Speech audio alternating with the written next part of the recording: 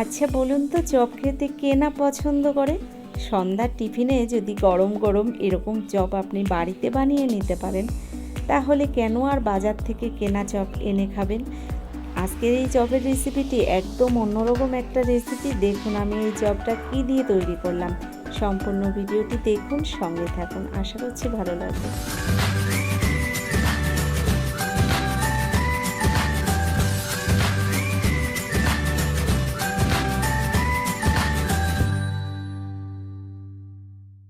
আজকের রেসিপিটি তৈরি করার জন্য প্রথমেই দেখুন 500 গ্রাম ওল আমি কেটে ধুয়ে প্রেসার কুকারের মধ্যে 2টো সিটি দিয়ে নামিয়ে ঠান্ডা করে নিয়েছি।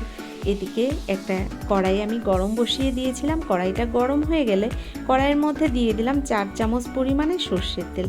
তার মধ্যে দিয়ে দিলাম কিছুটা পাঁচফোড়ন ফোড়নে।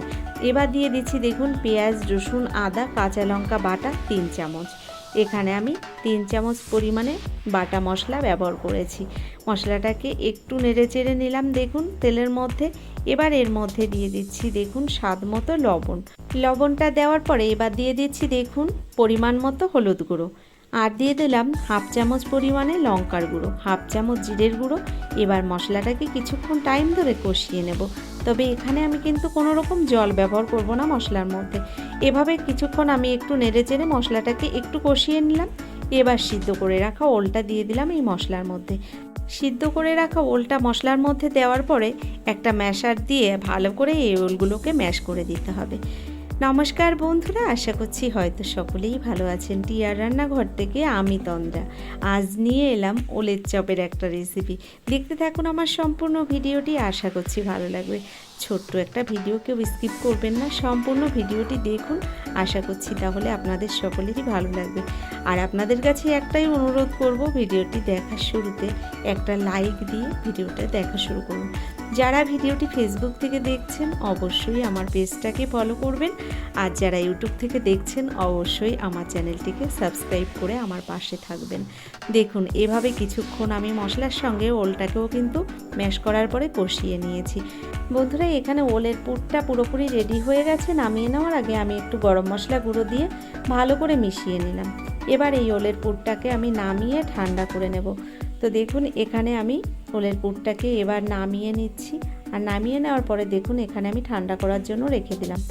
এদিকে দেখুন ওলের পুরটা ঠান্ডা হতে হতে আমি একটা ব্যাটার রেডি করে নেব। এখানে দেখুন আমি 8 চামচ বেসন নিয়েছি, তার মধ্যে দিয়ে দিলাম 4 চামচ পরিমাণে কর্নফ্লাওয়ার, দিয়ে দিলাম হাফ চামচ পরিমাণে চিনি, দিয়ে দিলাম স্বাদ মতো এখানে লবণ আর হলুদ, আর দিয়ে দিচ্ছি এখানে হাফ চামচ দিয়ে দিলাম লঙ্কার গুঁড়ো, আর 1 চামচের 4 ভাগের 1 ভাগ দিয়ে দিলাম গরম মশলা গুঁড়ো। শুকনো মশলাগুলো ভালো করে আমি এই বেসন আর কর্নফ্লাওয়ারের মধ্যে মিশিয়ে নিয়েছি।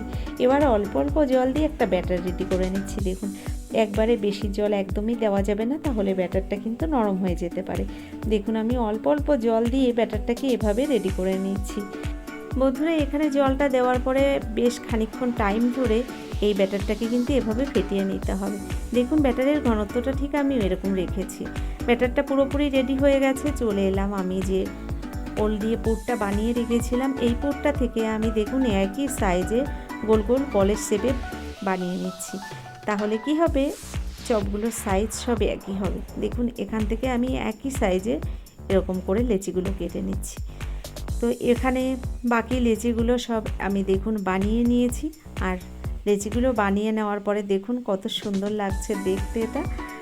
এবার আমি চপগুলো বানিয়ে নেব। তো চপগুলো বানিয়ে নেওয়ার জন্য দেখুন এখানে আমি একটা সয়াবিনের প্যাকেট নিয়েছি, আর প্যাকেটটাকে ভালো করে কেটে ধুয়ে পরিষ্কার করে নিয়েছি। এবার এর মাঝখানে দেখুন একটা ওলের বল রেখে দিলাম। ওপর দিয়ে আমি প্যাকেটটাকে আরেকবার ফোল্ড করে দিয়ে একটা গ্লাস দিয়ে আস্তে করে চাপ দিলেই দেখুন চপগুলো তৈরি হয়ে যাচ্ছে। ঠিক একইভাবে দেখুন আমি এই চপগুলো রেডি করে নিচ্ছি। এটা কিন্তু দেখে নিতে হবে।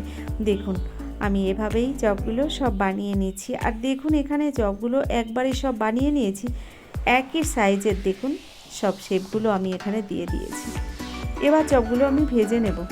আগে থেকেই দেখুন কড়াইতে আমি তেলটা গরম বসিয়ে দিয়েছি। তেলটা সুন্দর গরম হয়ে গেছে। এখান থেকে 5 চামচ পরিমাণে গরম তেল আমি দিয়ে দিলাম, যে ব্যাটারটা আমি বানিয়ে রেখেছিলাম। এই ব্যাটারের মধ্যে 5 চামচ গরম তেল দেওয়ার পরে ভালো করে আরও একবার আমি ব্যাটারটাকে ফেটিয়ে নিয়েছিলাম। এবার এর মধ্যে আমি যে চপগুলো বানিয়ে রেখেছি বেসনের ব্যাটারে চুবিয়ে আমি তেলের মধ্যে ছেড়ে দিলাম। দেখুন কিছুক্ষণ এভাবে তেলের মধ্যে দেওয়ার পরে আস্তে আস্তে চপগুলো কিন্তু তেলের উপরে ভেসে উঠছে, আর এগুলো কিন্তু ফুলে ফুলে দেখতে এত সুন্দর লাগছে, দারুণ হয়েছিল চপগুলো, কি বলবো। গ্যাসের ফ্লেমটাকে লো টু মিডিয়াম হিটে রেখে আমি এই চপগুলো এভাবে উল্টে পাল্টে ভেজে নিচ্ছি, আর একদম অল্প টাইমের মধ্যে চপগুলো কিন্তু ভাজা হয়ে যায়। দেখুন কত সুন্দর তৈরি হয়ে যাচ্ছে। আর এই চপগুলো কিন্তু আমি এভাবেই সব বানিয়ে নিয়েছিলাম। আপনারা তো দেখেছেন বেশ অনেকগুলোই চপ এখানে কিন্তু রেডি করে নিয়েছিলাম। 500 গ্রাম ওল থেকে প্রায় 20 থেকে 25টা চপ হয়েছিল। তো বন্ধুরা দেখুন প্রথম ব্যাচের চপগুলো কিন্তু ভাজা হয়ে গেছে, আর এই চপগুলো নামিয়ে নিয়ে আমি বাকি চপগুলোও তেলের মধ্যে এক এক করে ভেজে নেব। তো আপনারা দেখেছেন বেশ অনেকগুলো চপ এখানে আমি বানিয়ে নিয়েছিলাম। আমি যদি সব চপগুলো আপনাদের ভেজে দেখাতে যাই ভিডিওটা কিন্তু অনেক বড় হয়ে যাবে। তো আমি বাকি চপগুলো এভাবেই তেলের মধ্যেই ভেজে নিয়েছিলাম। কেমন লাগলো আমার এই চপের রেসিপিটি অবশ্যই সেটা আমাকে লিখে জানাবেন। যদি আমার এই রেসিপিটি আপনাদের ভালো লেগে থাকে তাহলে ভিডিওটি দেখার পরে একটা লাইক দিয়ে দেবেন। যারা এখনও চ্যানেলটিকে সাবস্ক্রাইব করেননি অবশ্যই আমার চ্যানেলটিকে সাবস্ক্রাইব করে আমার ভিডিওর পাশে থাকা বেল আইকনটি ক্লিক করে নোটিফিকেশানটা অল করে দেবেন। এছাড়া যারা আমার ভিডিওটা ফেসবুক থেকে দেখছেন অবশ্যই আমার পেজটাকে ফলো করবেন। বন্ধুরা আমার ডিসক্রিপশান বক্সে ফেসবুক লিঙ্কটা দেওয়া আছে, আপনারা চাইলে অবশ্যই আমার ফেসবুক পেজটাকে ফলো করতে পারেন। আমার অনেক বন্ধুরা কিন্তু আমার ফেসবুক পেজে জয়েন্ট হয়ে গেছে, আপনারা যারা এখনও বাকি আছেন অবশ্যই জয়েন্ট হয়ে যেতে পারেন। ধন্যবাদ, আজকের মতো এই পর্যন্ত।